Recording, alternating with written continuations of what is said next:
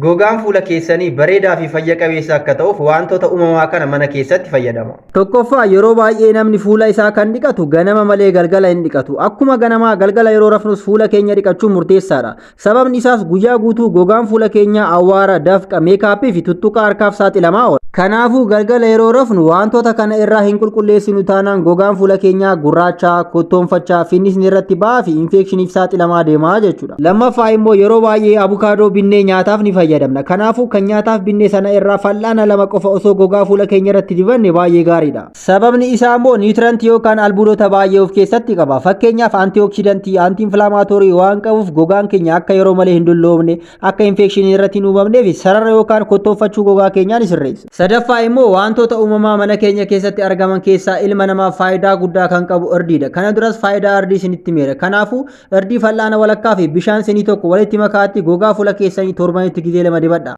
Irdiin gogaan fuula keessanii akka lallaafuu fi akka ifu godha. Dabalataan immoo irdiin antiinflaamaatoorii waan ta'eef finnisaa fi gurraachoo gogaa fuula keenyaaf gaariidha. Wantoota amma isinitti hime keessaa tokko isaa filadhaatii kan argachuu dandeessan fayyadama. Akkuma yeroo hundaa gaaffii fi yaada qabdan koomentii irra naa ka'a. Halkan gaarii isiniif haa ta'u.